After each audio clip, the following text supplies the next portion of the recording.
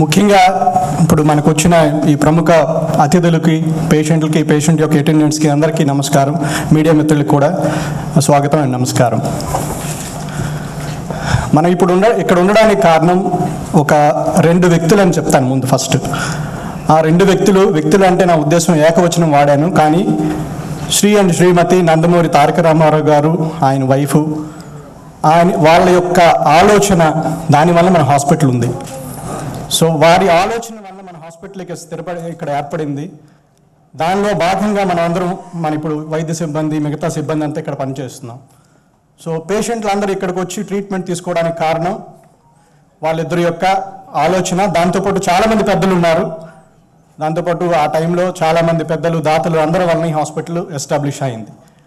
ఇంకో వ్యక్తి మీరు పేషెంట్లు అంటే ఎగైన్ ఇక్కడ వ్యక్తి అని ఏకవచనం వాడుతున్నాం, కానీ మీరు అందరు. సో పేషెంట్ అనే పదం ఏకవచనం వాడడం, కానీ మీరు అందరు. సో ఈ రెండు వ్యక్తుల వల్ల మనం ఇక్కడ ఈ టైంలో ఇక్కడ అసెంబ్లీ అయ్యాం. ఇంకోటి ఏంటంటే మన బాలకృష్ణ గారు ఎప్పుడు చెప్తారు, చైర్మన్ గారు, ఆయన ప్రతి ఉపన్యాసంలో ఒక మాట ఉంటుంది, ఇది ఒక గుడి. పేషెంట్లు ఇక్కడికి వచ్చిన వెంటనే గుడిలా ఫీల్ అవుతారు, ఒక దేవాలయంలా ఫీల్ అవ్వడం వలన పేషెంట్కి చాలా అసలు ముందే ఒక నమ్మకం, ఒక ధైర్యం ఏర్పడుతుంది. క్యాన్సర్ అనే పదం తెలియగానే 50% చచ్చిపోతారు పేషెంట్లు కానీ, పేషెంట్ అటెండెంట్స్ కానీ. అయ్యో క్యాన్సర్, ఎలా బతకవేమో అని ఒక రకమైన టెన్షన్తో సగం చచ్చిపోతారు. సో ఆ సగం చచ్చిపోయిన వ్యక్తి ఇక్కడికి వస్తారు. సో ఇక్కడ ముఖ్యంగా రెండు విషయాలు చెప్పుకోవాలి. ఇది గుడి, ఇది దేవాలయం అయితే మేమంతా డాక్టర్స్ అవనండి, మిగతా స్టాఫ్ అవనండి, పూజారులు ప్లస్ పరిచారకులు, మీరందరూ పేషెంట్లు అందరూ వచ్చిన భక్తులు లాంటి వాళ్ళు. సో భక్తులు లాంటి వాళ్ళు ఒక కోరికలతో వస్తారు. అలానే మీరు కూడా మీ యొక్క ఇబ్బందితో, మీ యొక్క సఫరింగ్తో వస్తారు. అంటే మీ ఏదైనా వ్యాధి వచ్చినప్పుడు వ్యాధితో సఫర్ అవుతూ ఇక్కడికి వస్తారు. సో మీకున్న కోరికల్ని తీర్చడానికి మేము ప్రయత్నం చేస్తాం. ప్రయత్నం మాత్రం చేయగలం మనం. ఎందుకంటే దేవుడిని నమ్మినా నమ్మకపోయినా మనకు ఒక కర్మ అంటూ ఉంటుంది.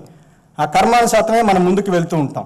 ప్రసాద్ గారిని, మన సిఇఓ గారు ప్రభాకర్ గారిని, మన మెడికల్ డైరెక్టర్ గారు టి సుబ్రహ్మణ్యేశ్వరరావు గారిని, సిఇఓ గారు రవికుమార్ గారిని, మన మెడికల్ సూపరింటెండెంట్ ఫణి కోటేశ్వరరావు గారిని, మెడికల్ సూపరింటెండెంట్ అకాడమిక్స్ కల్పన మేడం గారిని, మన సీనియర్ సర్జికల్ ఆంకాలజిస్ట్ కేవీ గారికి బొకే అందిస్తారు.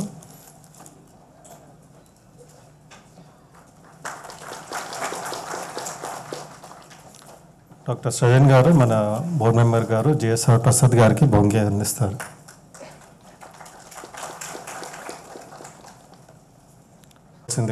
ఇప్పుడు మన చైర్మన్ గారిని, మిగతా డిగ్నిటరీస్ని కోరుకుంటున్నాము.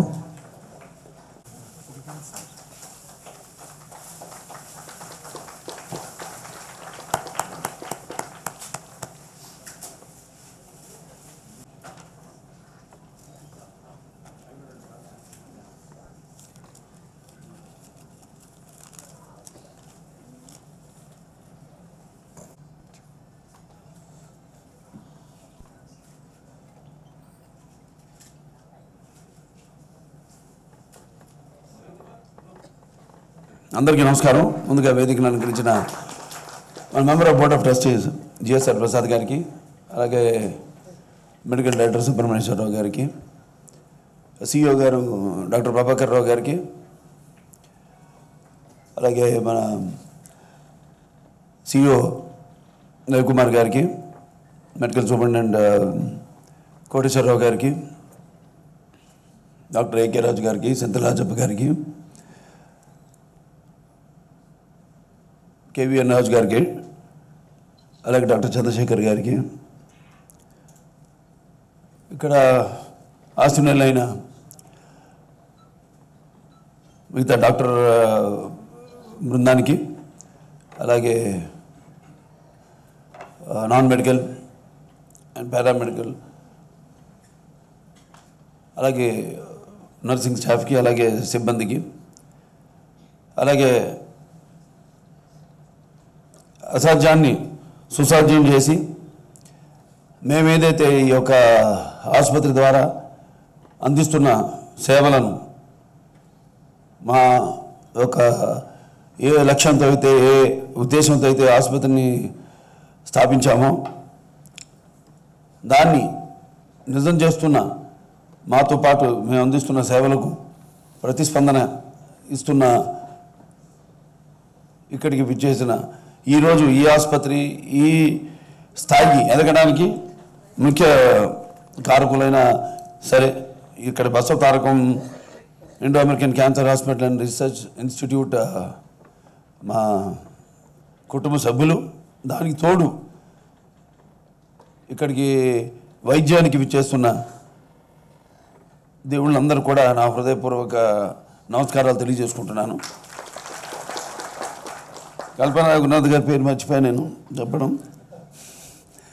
ఆవిడ మొదటి నుంచి కూడా మన ఆసుపత్రి ఇన్సెప్షన్ నుంచి కూడా ఆసుపత్రితో ఉంటూ, అలాగే ఎంతోమంది ఉన్నారు ఇక్కడ ఆసుపత్రి ప్రారంభం నుంచి కూడా ఆసుపత్రితో ఉంటూ.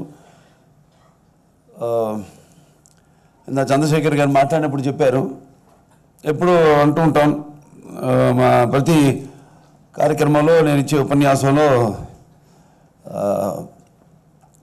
అంటే నాన్నగారు అన్నట్టు సమాజమే దేవాలయం ప్రజల దేవుళ్ళు అందులో నేను ఖర్చుకుండా అన్నట్టు ఈ ఆసుపత్రి ఏదైతే ఈ యొక్క ఎక్కువ ఖర్చుతో కూడుకున్న ఈ యొక్క క్యాన్సర్ అంటే ప్రత్యేకించి క్యాన్సర్ రోగానికి దాన్ని నివారించడానికి దానికి సకల విధాల అంటే ఇప్పుడు ఏదైతే ఈ ఆధునికమైన ఈ యొక్క ప్రపంచంలో ఏదైతే ఈ కొత్త పరికరాలు ఇవన్నీ కూడా కొత్త విధాలు ఏదైతే వస్తున్నాయో ఈ యొక్క వైద్య సేవలో వాటన్నిటి కూడా ఎప్పటికప్పుడు ఆధునికమైన ఈ పరికరాలన్నింటినీ కూడా ఏది లాభాపేక్ష లేని ఆసుపత్రిలో అంటే నో ప్రాఫిట్ నో లాస్ అటువంటి ఎక్కువగా దాతల మీద ఆధారపడ్డ ఈ ఆసుపత్రి మరి ఇవన్నీ సమకూర్చగలుగుతున్నామంటే అది ముఖ్యంగా ఒకటి హస్తభాష అంటాం, అలాగే ఒకటేమో తదేవ ముహూర్తం అంటాం. ఆనాడు ఏ ముహూర్తంలో నాన్నగారు ఈ ఆసుపత్రి మరి అమ్మగారి జ్ఞాపకార్థం ఆవిడ అప్పుడు ఆయన క్యాన్సర్ బారిన పడి ఆవిడ శివైక్యం కావడం, మరి ఎంతో ఖర్చుతో కూడుకున్న అలాగే అవగాహన లేని ఈ యొక్క ప్రజల్లో రోగుల్లో అటువంటి సర్వేంద్రనయనం ప్రధానం అంటాం. అటువంటిది ఇవాళ పరిస్థితులను చూస్తుంటే సర్వజ్ఞానేంద్రియనం ప్రధానం. ఇవాళ మనం చూస్తున్నాం ఈ ఆధునికమైన ఈ అధునాతనమైన ఇప్పుడు ఈ యొక్క దైనందిన కార్యకలాపాల్లో పడిపోయి ఈరోజు ముఖ్యంగా మనం మాట్లాడడం అనేది మామూలుగా మాట్లాడుకుంటూ ఉంటాం, కానీ ఇవాళ అనవసరమైన వాటికి కూడా మాట్లాడుకోవడం అంటే మనకు ఒక సెల్ ఫోన్ ఉందంటే ఒక 5 నిమిషాలు మనం ఫోన్ చేయకపోతే మనమే ఫోన్ చేసి ఊరికి ఏం చేస్తున్నాం అని అడగడానికో అలా యాంత్రికంగా తయారైపోయాం మనం. అంటే ఒక టీవీ కానివ్వండి, టీవీలకి అంటే ఇట్ హెస్ బికమ్ మస్ట్. అంటే ఒక మనకు అవసరమైన వాటిల్లో దాన్ని మనకు అవలంబించుకున్నాం. వాటి అవసరం లేనప్పుడు కూడా మాట్లాడడం అటువంటిది వాళ్ళ మనం చూస్తే ఒకప్పుడు నిన్నటి సర్వేంద్రనయనం ప్రధానం. ఇవాళ మరి ఒక ఏదైతే ఈ క్యాన్సర్ ఉందో దాని యొక్క వైద్యం విధానంలో మరి 4 తీసేయాల్సి వస్తే లేకపోతే స్వరపీఠికి తీసేయాల్సి వస్తే అప్పుడు అదంటే అది మరి ఎంతటి తీరని లోటో ఒకసారి మనం ఊహించుకుంటేనే ఊహించుకోవడానికి కూడా మనం ఎంతో సాహసం చేయము, ధైర్యం చేయలేము. అటువంటిది మరి ఈనాడు మరి ప్రమాదం వలన శరీరంలో ఆరోగ్యం కారణంగాను అంతర్గతంగా ఏర్పడే మార్పుల వలన అవయవాలను కోల్పోవడం అంటే కళ్ళు, కాళ్ళు, చేతులు, కిడ్నీల వంటి వలన ఏర్పడే నష్టం మానవ జీవితంపై శారీరకంగా మానసికంగా ఎంతో ప్రభావం చూపుతుంది. ఇలా అవయవాలను కోల్పోయిన వారందరూ ఆయా శారీరక స్థితిగతులకు అనుగుణంగా సంఘాలుగా స్వయం కృషి బృందాలకు ఏర్పడి ఒకరినొకరికి సహాయం చేసుకోవడం, సమాచార మార్పిడి జరపడం, చేతోడు వాదోడుగా ఉంటూ అలాంటి వారికి సరైన మార్గదర్శనం చేయడం జరుగుతుంది. ఈ కోవలోనే ఈ హెడ్ అండ్ నెక్ క్యాన్సర్ బారిన పడి మాటను సృష్టించగలిగే అవయవాన్ని కోల్పోయే వారు కూడా గ్రూపులకు ఏర్పడడం జరిగింది. ఎందుకంటే మానవునికి మాట ద్వారా ఒక ప్రత్యేక గుర్తింపు ఉంటుంది. ఇలా శబ్దాన్ని సృష్టించే స్వర పేటిక లేదా అందుకు దోహదపడే నాలుకను తొలగించడం జరిగితే అది ఆ పేషెంట్కు మాత్రమే కాకుండా వారి కుటుంబ సభ్యులకు కూడా ఒక పెద్ద ఛాలెంజ్గా మారుతుంది. ఇలా ఈ అవయవాలను తొలగించబడిన వారు శారీరకంగా అలాగే మానసికంగా సమాజంలో చిన్న చూపు చూడబడి ఒంటరిగా మారడమే కాకుండా అంతకు ముందు ఆ సాధారణ జీవాన్ని కొనసాగించలేక ఒకసారికి జీవన శైలి మార్చుకోవాల్సి వచ్చి కురిగిపోతుంటారు. ఇలాంటి వారు ఎదుర్కొంటున్న ఇబ్బందులను గ్రహించిన మన బసవ తారకం వైద్య బృందం ఇలాంటి వారికి మానసికంగా తలెత్తుతున్న భావోద్వేగ సమస్యలను చల్లార్చడానికి వైద్యపరమైన చికిత్సలను తోడుగా ఒక ప్రత్యేకమైన కార్యాచరణను ఏర్పాటు చేయడం ద్వారా వారికి స్వాంతన చేకూర్చడం ద్వారా సాధారణ జీవనం సాగించేందుకు దోహదపడాలని నిర్ణయించి అందుకు అనుగుణంగా వైద్య బృందం హెడ్ అండ్ నెక్ రిహాబిలిటేటివ్ సేవలకు అంకురార్పణ చేయడం జరిగింది. ఈ కార్యక్రమంలో భాగంగా పూర్తి స్థాయిలో స్వరపేటిక లేదా నాలుక తొలగించబడిన వారి సమస్యలను తెలుసుకోవడానికి వారి ఇబ్బందులను అర్థం చేసుకోవడంతో పాటు తమకన్నా ముందుగా ఈ బాధలను పడిన వారు వాటిని ఎలా అధిగమించారో తెలుసుకునేలా పరస్పర అభిప్రాయాలను ఇచ్చిపుచ్చుకునే ఏర్పాటు, నిపుణుల సలహా సూచనలు అందించే తోడ్పాటు కోసం స్వయం సహాయక బృందాలకు ఏర్పాటు చేయడం జరిగింది. ఖర్చు, రెండోదేమో అవగాహన లోపం, రెండోదేమో సిగ్గు, ఇవన్నీ కూడా వాళ్ళ నుంచి తొలగిపోయి వాళ్ళు ధైర్యంగా ముందుకు వచ్చి అలాగే ఇందులో ఆసుపత్రిలోకి అడుగు పెట్టగానే ముందు ఈ యొక్క ఏదైతే భయం ఉందో భయాందోళనకు వాళ్ళు గురవుతున్నారో ముందు అది పోతుంది వాళ్ళకి. అంటే ఒక నమ్మకం, అంటే వాళ్ళు ఏదైతే మానసిక బాధపడుతున్నారో మానసికంగా ముందు ఆ బాధను పోగొడితే సగం ఈ రోగం నివారణ దీన్ని మనం ఈ రోగాన్ని మనం దానికి అంటే రోగులు కూడా సహకరిస్తున్నట్టే మేము ఇచ్చే వైద్యానికి. అలాగే ఇక్కడ ప్రతి ఒక్కరూ ఏ ఉద్దేశంతో అయితే ఈ యొక్క ఆసుపత్రిని ఆనాడు పెట్టడం జరిగిందో దానికి అనుగుణంగా స్ఫూర్తితో ఈ ఆసుపత్రిని ముందుకు తీసుకెళ్తూ అందరికీ ఈ మా సేవలు అందిస్తున్న మా ప్రతి ఒక్కరికి Basava Taraka Indo American cancer hospital and research institute కుటుంబ సభ్యులందరికీ కూడా నా కృతజ్ఞతలు తెలియజేసుకుంటూ పాత్రికేయులకు ముఖ్యంగా, ఎందుకంటే మేము ఈ యొక్క కార్యక్రమాలు ఏవైతే ఉన్నాయో వాటిల్లో మాతో పాటు ఏదైతే మేము ఈ అవగాహన క్యాంపులు పెడుతున్నామో అలాగే మా కార్యక్రమాలన్నింటినీ కూడా ప్రజల్లోకి తీసుకెళ్ళి వాళ్ళలో కూడా ఒక అవగాహన తీసుకొస్తున్న పాత్రికేయ సోదరులు అందరూ కూడా ప్రతి ఒక్కరికి పేరు పేరున నా కృతజ్ఞతలు తెలియజేసుకుంటూ నేను సెలవు తీసుకుంటాను.